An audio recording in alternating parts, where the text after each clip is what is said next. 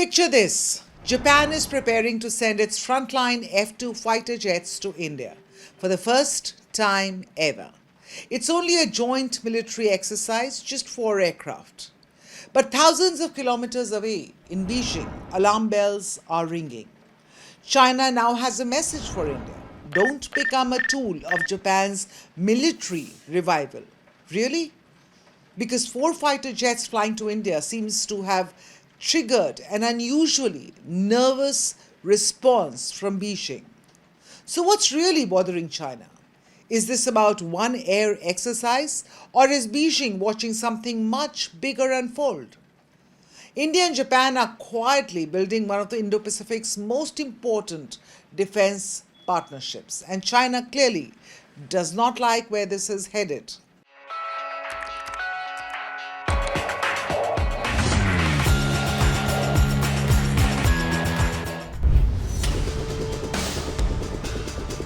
Let's begin with what triggered the latest Chinese reaction. According to Japan's biggest daily, Asahi Shimbun, the Japan Air Self-Defense Force is preparing to deploy its F-2 fighter jets to India for joint training. A first in history. 2 years ago, it was India making the journey. In 2023, the Indian Air Force sent its Su-30 MKIs to Japan for exercise Veer Guardian. Now the traffic is reversing. Japan is bringing its own fighter jets to Indian soil, and these aren't ordinary aircraft.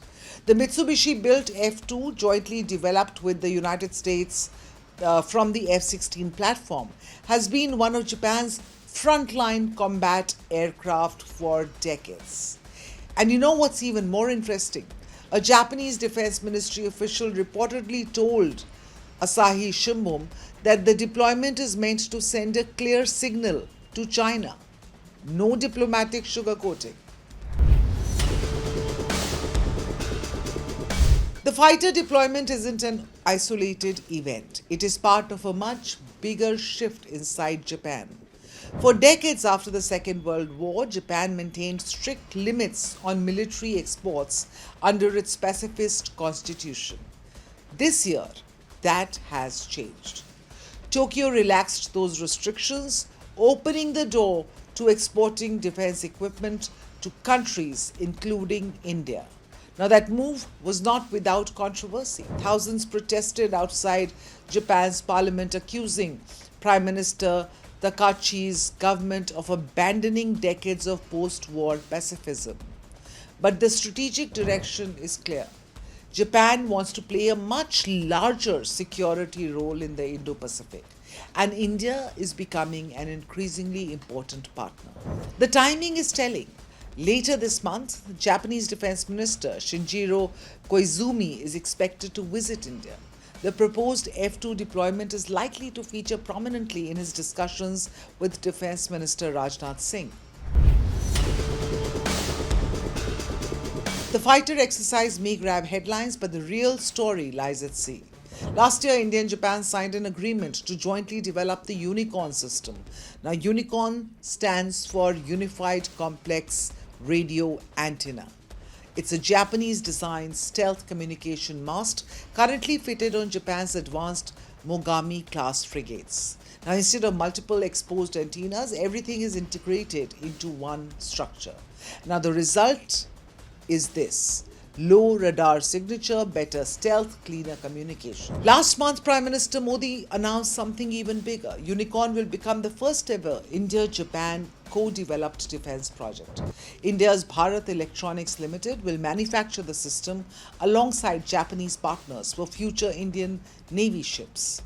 So this is no longer just a buyer-seller relationship. It's a joint defense manufacturing, and if Unicorn succeeds, future cooperation would expand into sensors, autonomous systems, electronic warfare, and of course, maritime surveillance. And that's where Beijing begins to get uncomfortable, especially because India and Japan are already key members of the Quad, which China has long viewed with suspicion. Now, China isn't hiding its discomfort. Shanghai-based analyst Liu Zhongwei, speaking to Chinese state media, argued that Japan wants to become what is called a normal military power with full-fledged arms export industry. He also acknowledged that India wants Japanese technology to modernize its military. Fair enough. But then came the advice. India, he said, should avoid becoming a tool in Japan's rivalry with China. Interestingly, this isn't the first time we've heard this script. Back in 2023, when India sent its Su-30 MKIs to Japan, Chinese state media claimed the exercise reflected America's efforts to build military coalitions against China. That wasn't the case then. Only one thing has changed actually since then. This time, Japan is flying into India. And somehow that seems to have hit a much bigger nerve inside Beijing. Here's the part China rarely mentions. While warning India about militarization, Beijing has spent years massively expanding Pakistan's military capability. According to SIPRI, China supplied 81% of Pakistan's major arms imports over the past 5 years. Pakistan, in turn, accounted for 63% of China's total arms exports. And these aren't symbolic sales. During the India-Pakistan military confrontation last year, Pakistan deployed Chinese-built J-10C fighter jets, PL-15 missiles, and HQ-9 air defense systems. Now, reports suggest Pakistan could become the first foreign operator of China's J-35 stealth fighter alongside KJ-500 airborne early warning aircraft and HQ-19 missile defense systems. So when Beijing lectures India about militarism, it is simultaneously equipping India's primary adversary with some of its most advanced weapons.